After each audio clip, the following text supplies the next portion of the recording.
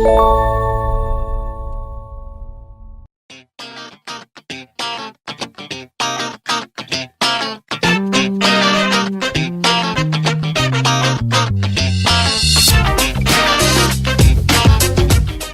everyone, my name is Karishma Mehta, the first human at Humans of Bombay.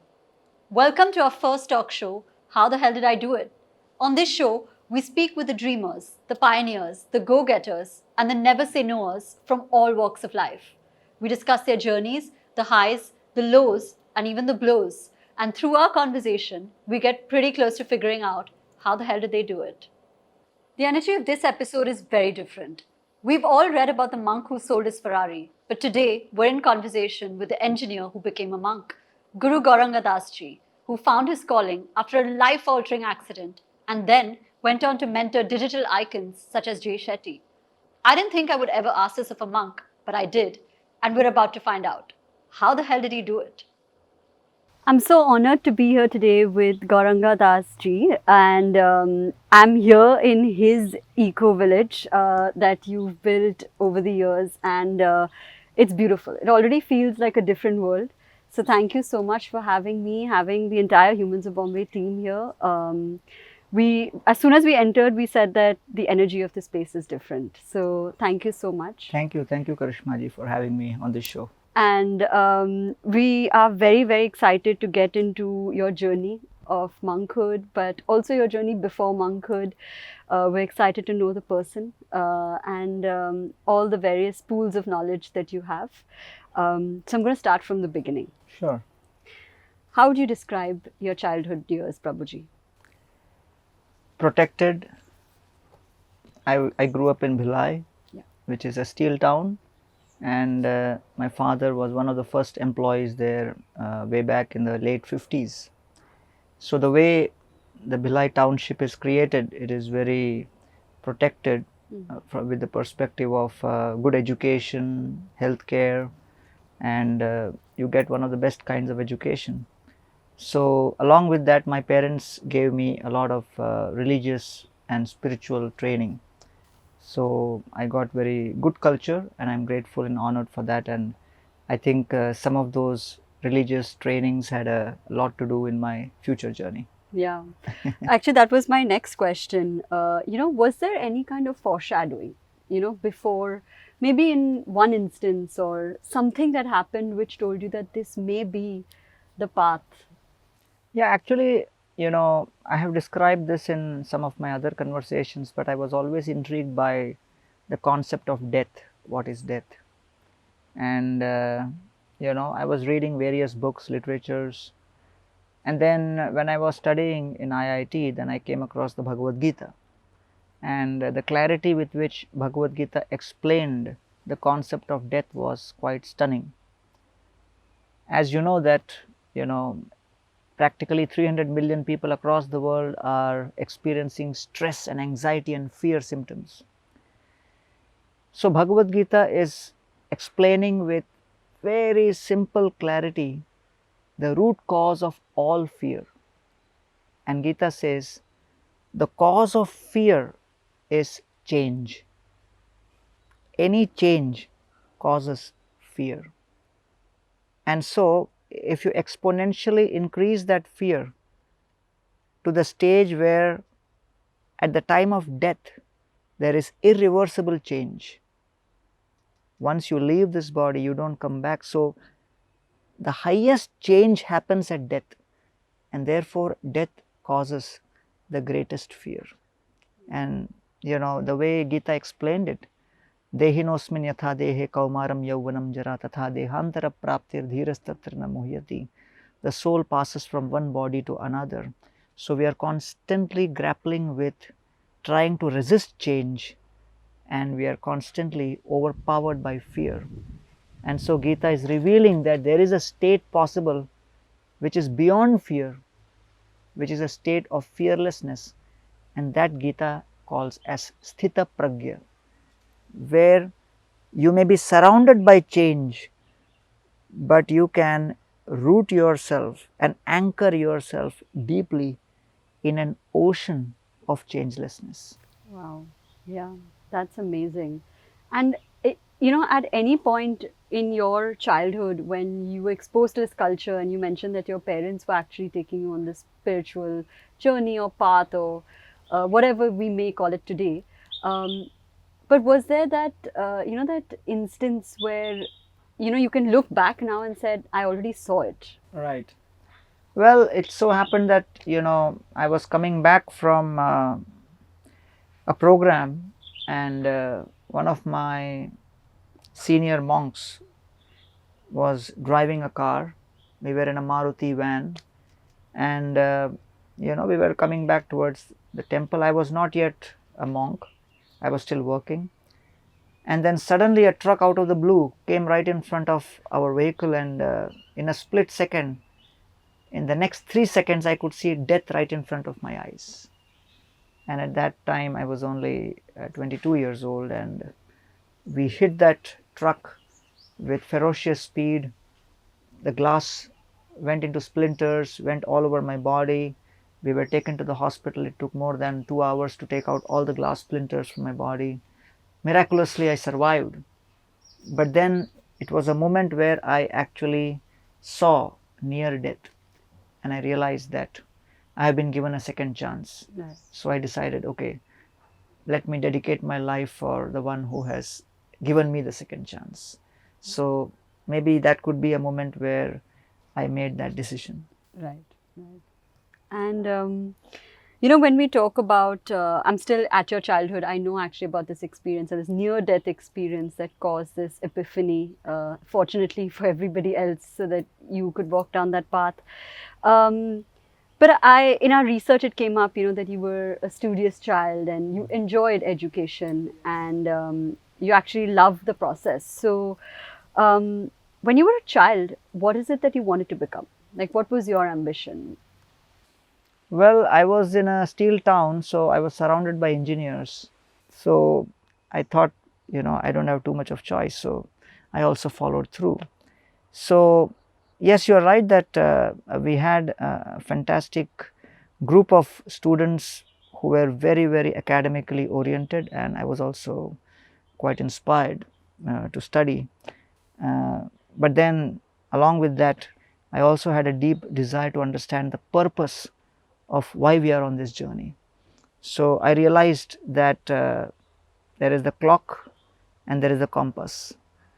So the modern education system sometimes focuses only on the clock, speed, how quick the journey should be, whereas the ancient wisdom focuses on the direction. So therefore, if you combine the two, the clock and the compass, then I think the perfection of human society can be realized. Absolutely. Um, and what would you do for fun during IIT Bombay? Like, we're trying to understand how you before you became a monk. So what was, can you paint me a picture of the lighter moments from boarding school? Well, I was quite, extrovert, and I connected with practically everyone in the hostel. And, my legal name has ASK. ASK Anand is my legal name. So my nickname in my hostel was ASCII. So that was one of the codes in computer, ASCII code. So that was my nickname, and I was very active in sports. So I was part of the sports team, of the cricket team, of the football team, of the hockey team, and right from my childhood I have been quite involved in sports. And what's your first memory of ever reading the Bhagavad Gita? What's the one feeling and emotion that you felt that drew you in? Actually, more than the Gita, I first had a room partner who was in my next room, and he would go to all kinds of spiritual holy people all the time, and then suddenly he's the one who kind of inspired me to read the Gita. So his life transformed, and he became very, very fixed up in chanting of the Hare Krishna mantra. And then I asked him about this, and then he explained to me that this Bhagavad Gita is the one which changed his life. So my memory of Bhagavad Gita is a literature which suddenly showed me my entire life's journey. Just like, we used to have a book called Trains at a Glance, where all the different trains details are given.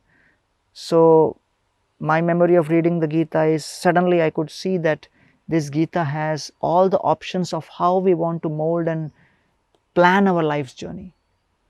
So I thought, wow, we only hear in various Bollywood songs ki zindagi ek safar hai, but actually the Gita is revealing that yes, life is a journey and we have the choices to decide which way we want this journey to go. So that was a very revealing moment by studying the Gita first time. Wow, that's amazing. And you've mentioned in very many interviews that you had this inclination to study about death, to know about death. How do you think this inquisitiveness on a topic that's pretty macabre come about when at this age, the age you were at, people just want to like chill or like not do much? Well, I believe that all of us have gone through experiences in past life. So I think we are all carrying memories of some of our previous lives' impressions. So I strongly feel that, all of us have gone through a certain level of education and exposure to different topics in different lifetimes. And then that's what Krishna says in Gita, Neha bhikramanashosti pratyavayo na vidyate swalpam api asya dharmasya trayate mahato bhayat. Whatever progress you make in the spiritual journey, it is never diminished at death. It continues from where it was. So when I started reading the Gita, and especially when I started studying another literature called the Srimad Bhagavatam, it was like a deja vu feeling that, I think I've read it before. It was like something which I had never experienced so much of intimacy with before.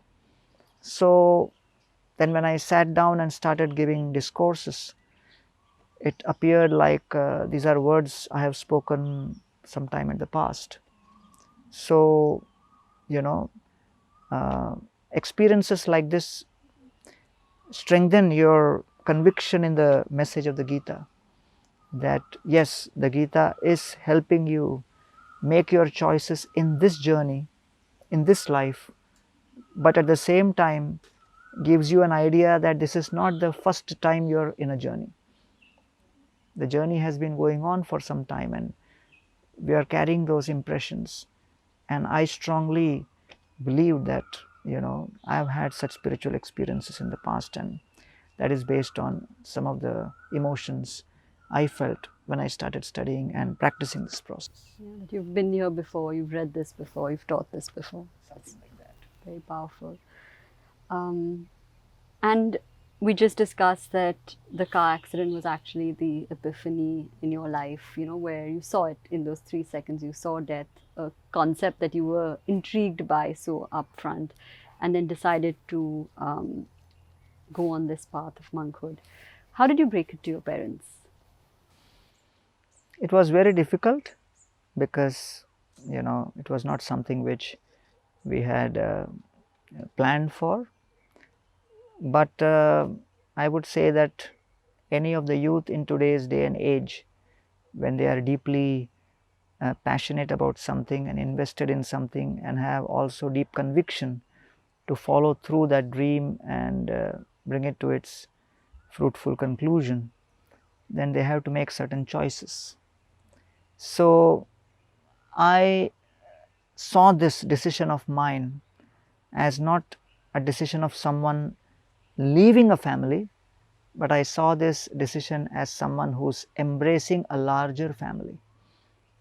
And how long did you take to convince your parents as a 22-year-old boy from IIT Bombay? It took me around 14 years. Wow. Yeah.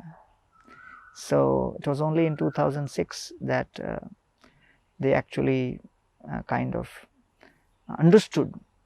They kind of, said, okay, go along and keep us posted.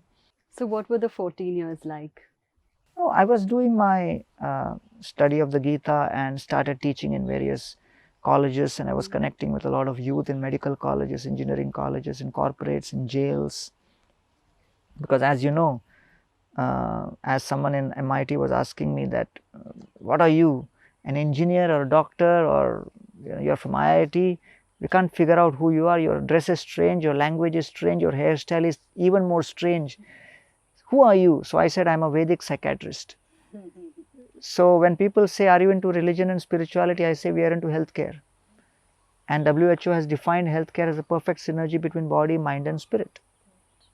And therefore, we try to help people really transform their mind. And people with trauma, with anxiety, with depression, and stress, they are in all professions.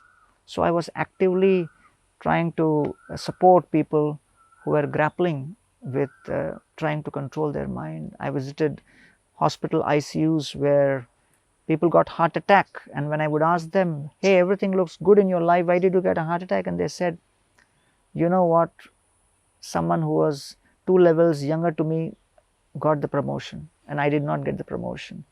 And I tried to intellectually convince myself, but ultimately I could not, and the stress overpowered me and I succumbed to a heart attack. So these are not things which they teach in an MBA school. They don't teach this in the business school. They don't teach in any of the secular world. But these are emotions which people carry, which affect them and impact them, and they are for real. So I say there is a lot of data on how every year almost you know uh, 17 million people, they succumb due to cancer and heart attack. But there is not much information about how the three cancers of the mind is actually killing people from within. The three cancers, I call it as comparing, complaining, and criticizing. The three C's: comparison, complaining, and criticism. These affect a person from within. And so in those 14 years, I was just reaching out to all and sundry. And in these 14 years, did you try to reach out to your parents? Because you said it took 14 years. So, yeah. No, of course, yeah, we were in touch, and they were getting regular updates from me, and they were also very intrigued about what I was doing. And gradually, they also started practicing, and they became very closely connected to the community. And I lost my father in 2010, but my mother is very closely connected with the community of devotees, and practicing herself the process. And as soon as you decided to take this step, what was the next steps? What did you immediately do after you've decided I'm going to become a monk? Yeah, when you are a monk, you're supposed to follow the discipline of the monastery.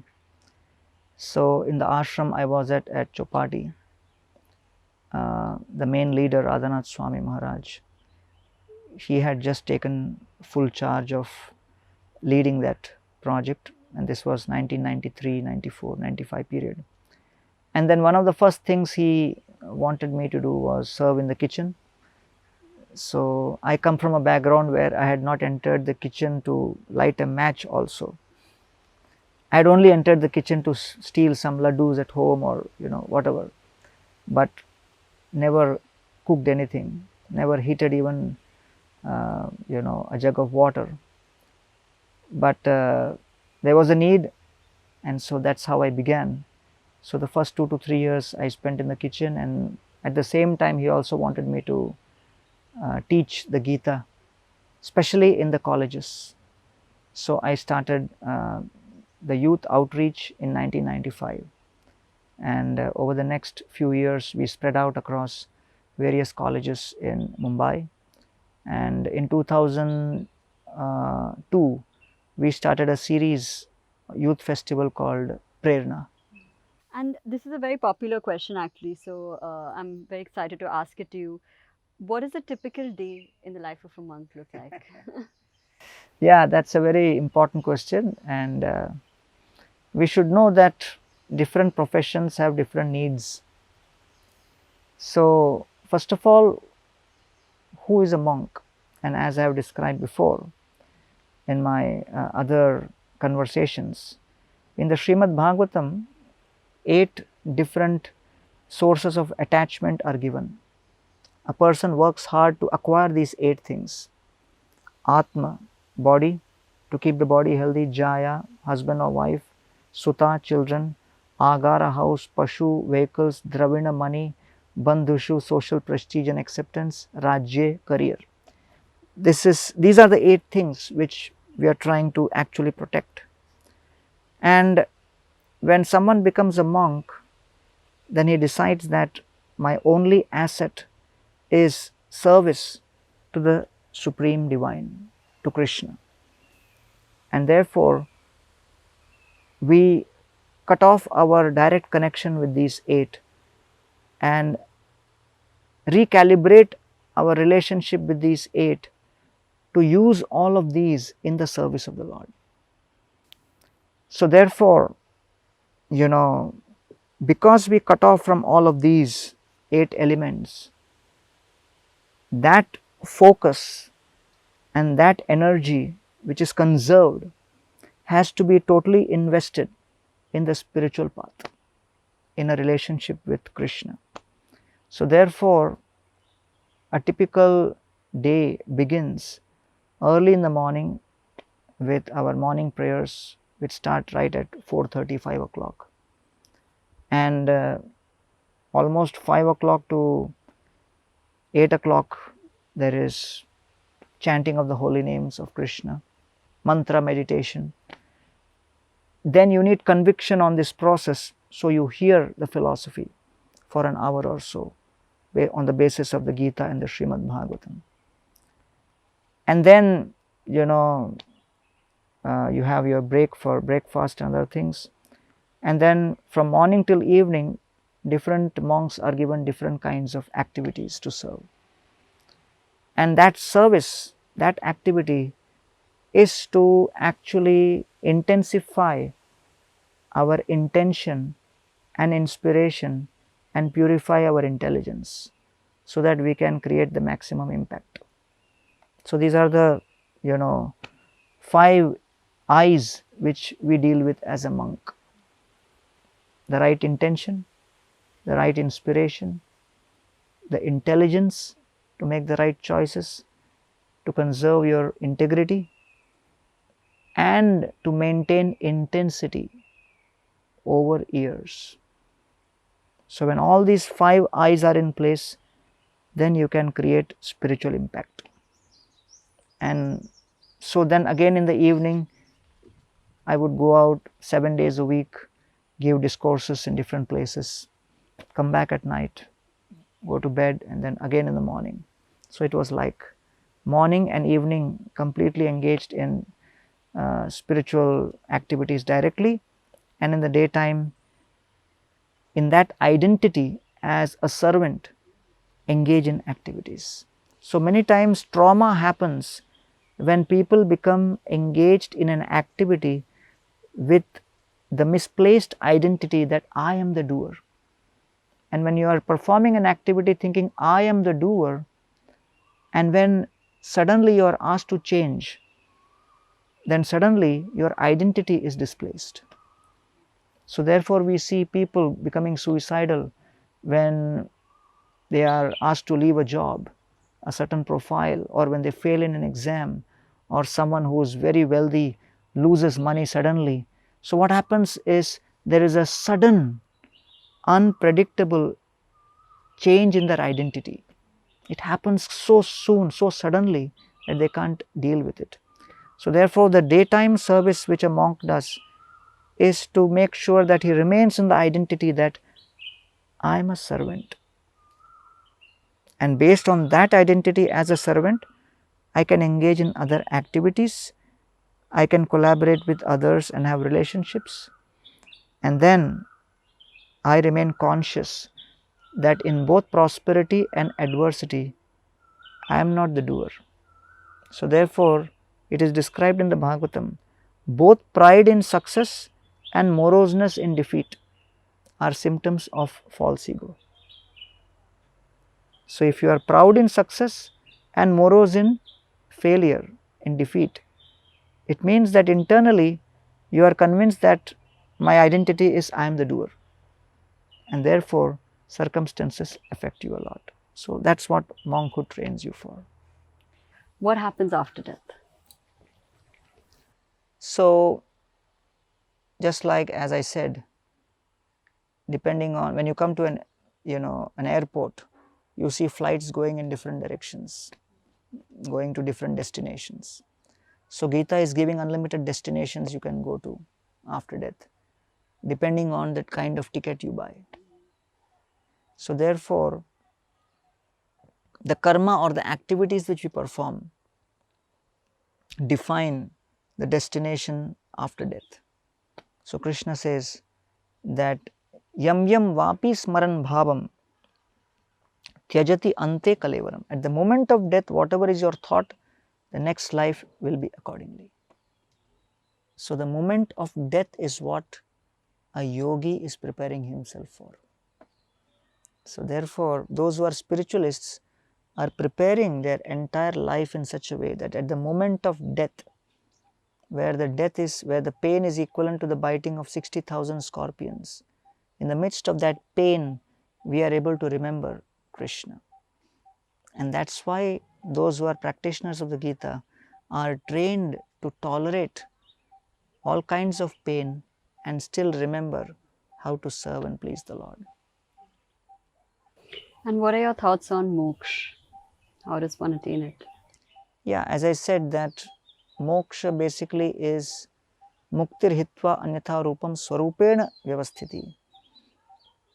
When you go beyond this material world, there is a place called the spiritual world. It is possible to attain the spiritual world by remembering the Lord at the time of death. So, therefore, to think of Him at that moment, when He is pleased, He takes us to that abode after death. Another question that's come up often, why do we as human beings compare?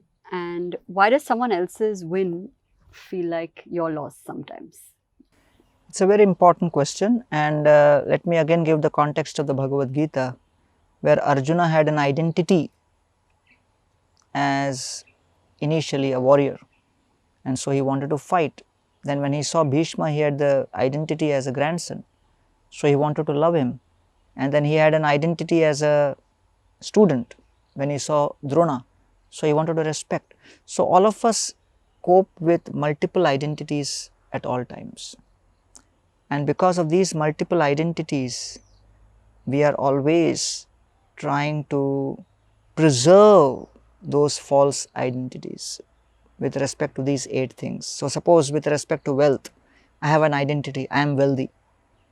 So, then somebody else also is wealthy. So, I am seeing that his identity as someone wealthy is affecting my identity, because my identity is relative to a false connection, which is wealth. Similarly, any of the other items, if you can see property or position, social status. So Krishna says these are all changing identities, and all anxiety is caused by these changes, and at any point of time we are simultaneously connected to these 8: body, husband and wife, children, house, vehicles, money, social status, career. In all these 8 domains, constant flux is happening. So, how can you actually arrest the change permanently? Not possible. So, when these things are changing, then you are trying to find the first consolation by comparing with someone else and seeing, although this position has it changed so drastically that I am worse than someone else? So, I am trying to find shelter in the midst of such constant change. But so Krishna says to Arjuna that don't bother about these identities. Focus on one identity which never changes. You are the soul. The soul is eternally a servant of Krishna.